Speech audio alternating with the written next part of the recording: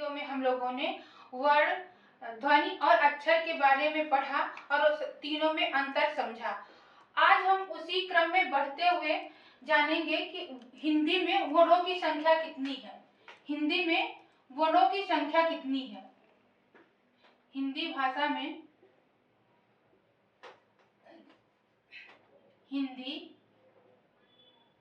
हिंदी में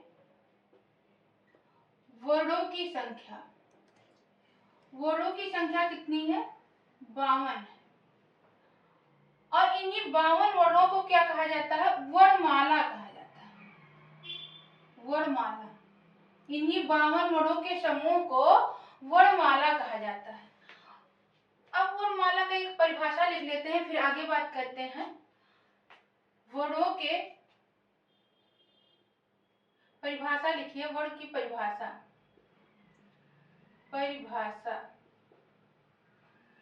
वर्णों के निश्चित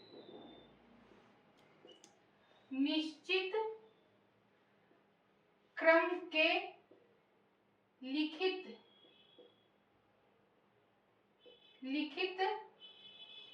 रूप को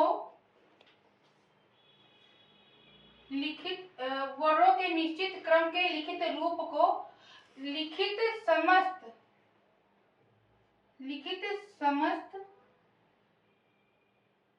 समस्त या कहें संपूर्ण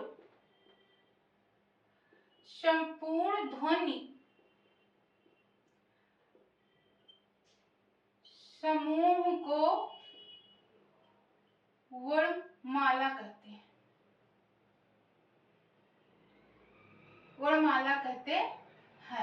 ये है वर्णमाला की परिभाषा। क्या कह रहा है कि जो वर्ण हम पढ़े हैं उसका निश्चित क्रम के लिखित समस्त, यानी सभी, समस्त कहिए या संपूर्ण कहिए, समस्त ध्वनि समूह को वर्णमाला कहते हैं।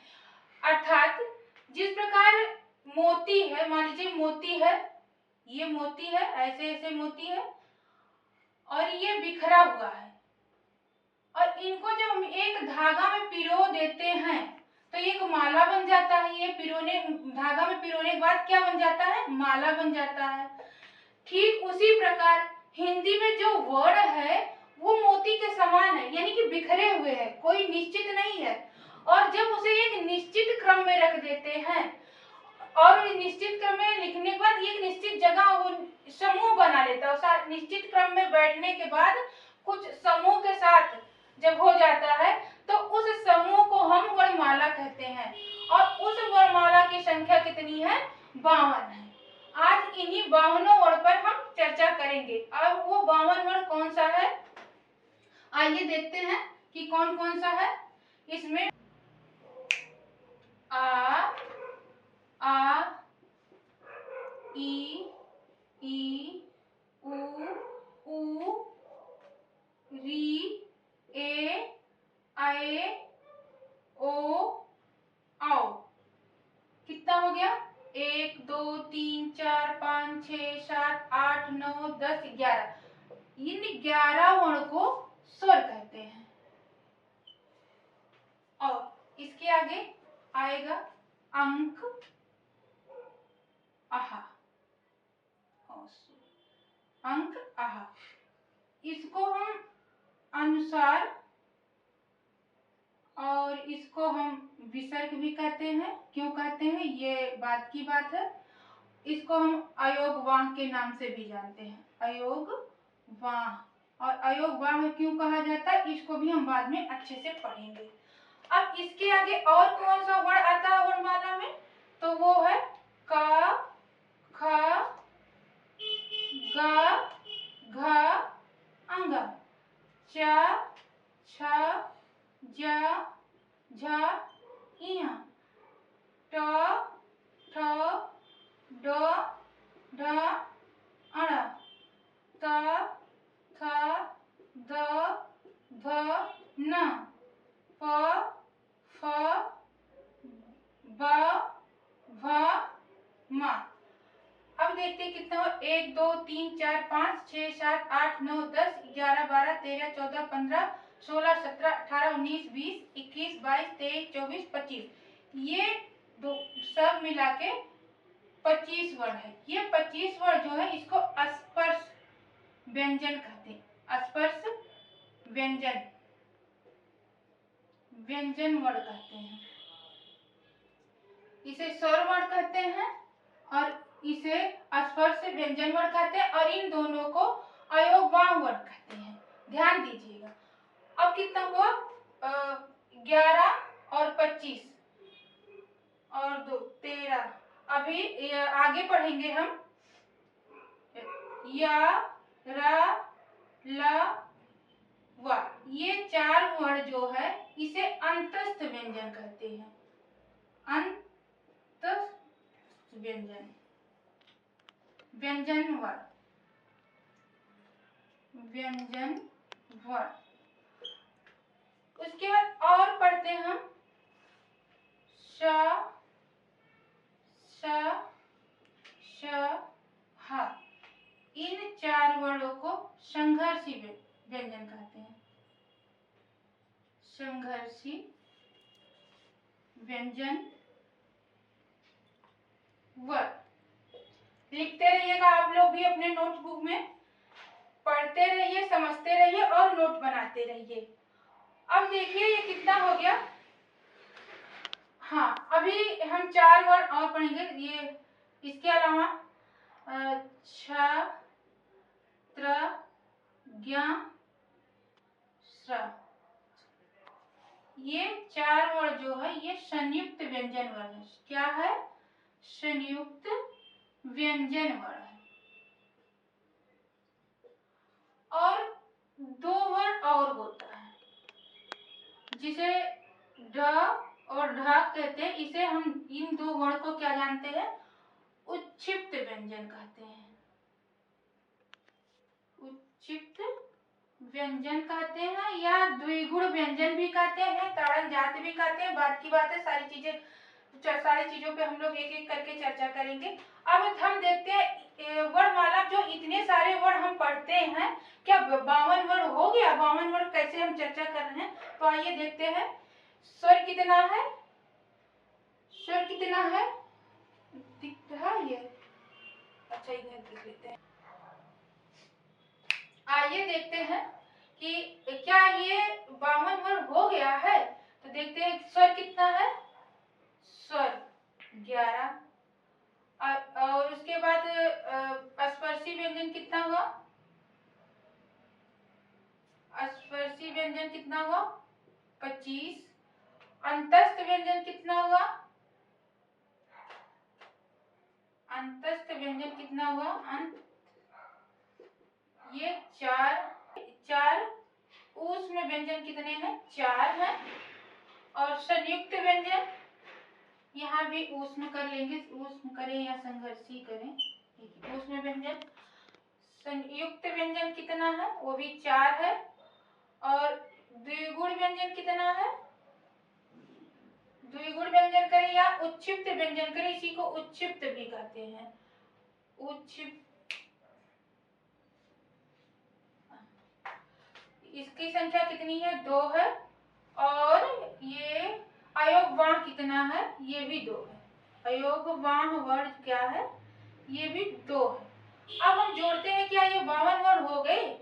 तो आइए देखते हैं।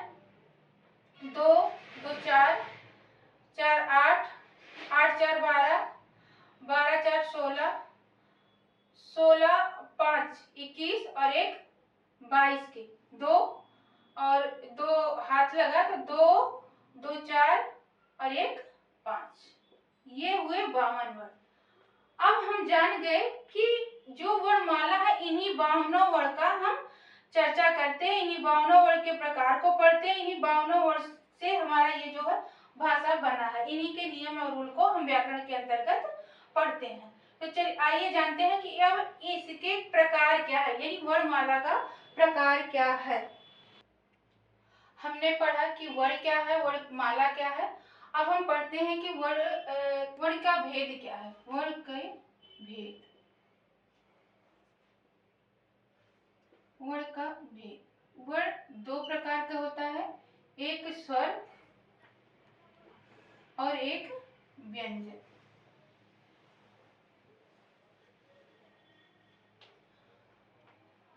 स्वर क्या है? जिन वर्णों का उच्चारण,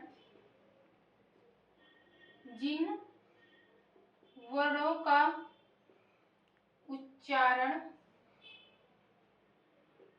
उच्चारण स्वतंत्र रूप से हो,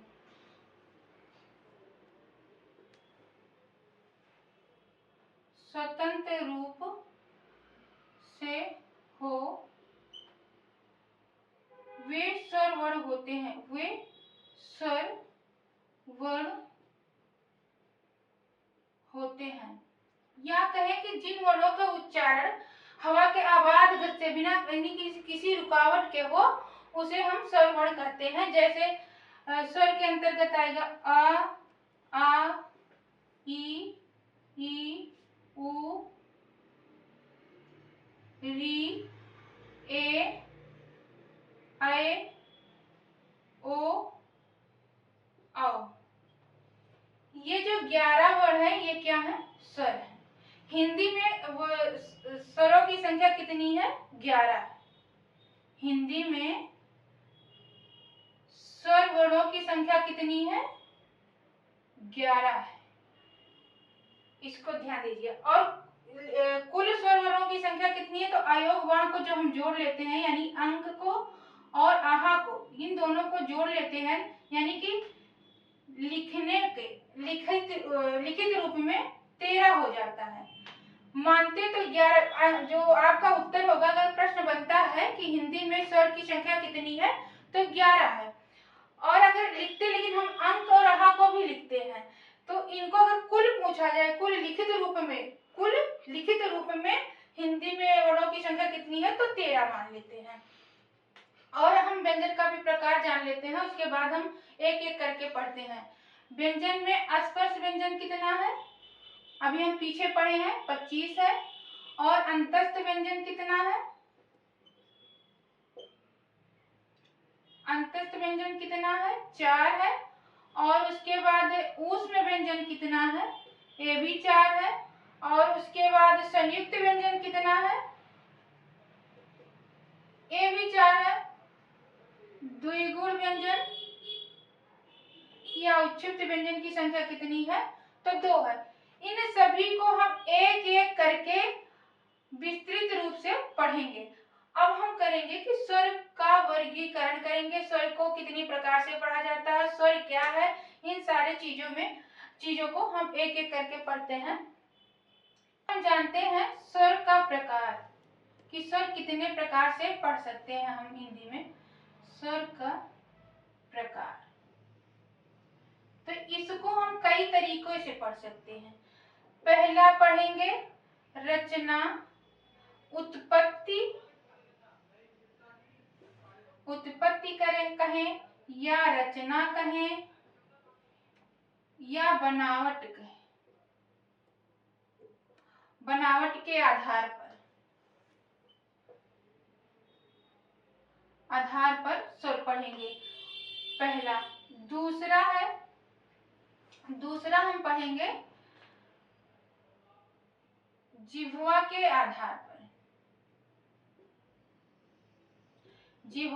आधार पर स्वर वर्ण। तीसरा हम पढ़ेंगे मुखाकृति के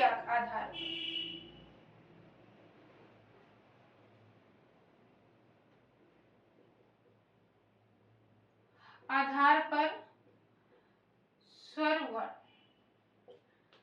तीसरा हम पढ़ेंगे उच्चारण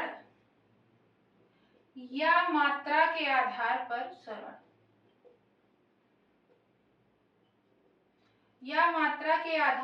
स्वर वर्ण, और चौथा पढ़ेंगे, चौथा नहीं, ये 5वां है, ओष्ठ के बनावट के आधार पर, ओष्ठ या ओठ के बनावट के आधार पर, ओठ के बनावट के आधार पर स्वर वर्ण। अब इन हम ये स्वर का प्रकार है, इतने प्रकार से हम स्वर को 11 स्वर की संख्या कितनी है 11। इन 11 स्वरों को हम किस किस प्रकार से पढ़ सकते हैं? तो पहला उत्पत्ति, रचना या बनावट के आधार पर, दूसरा जिह्वा के आधार पर, यानी जिह्वा कहाँ कहाँ से किस किस प्रकार से किन किन वर्णों को कैसे निकालता है। तीसरा पढ़ेंगे मुख आकृति के आधार पर, यानी कि मुख किस प्रकार, मुख के बनावट से किस आधार पर किस जगह से स्वर निकलता है। और चौथा पढ़ेंगे उच्चारण के आधार पर या मात्रा के आधार पर। इसको हम और पांचवा पढ़ेंगे ओष्ठ या ओठ के बनावट के आधार पर। इन पांचों को हम एक एक करके अच्छे से नेक्स्ट वीडियो में जानते हैं। उम्मीद करते हैं कि आप सबको जो स्वर का वर्गीकरण और व्यंजन का वर्गीकरण वर्णमाला जितना भी पढ़ाया गया वो सब समझ में आया होगा। और पिछले के जो और वीडियो है वर्णमाला विचार 1, व्याकरण परिचय, ये सारी चीजों को आप देखते हुए वर्णमाला विचार भाग 2 था ये। और मिलते हैं हम तीसरे भाग में।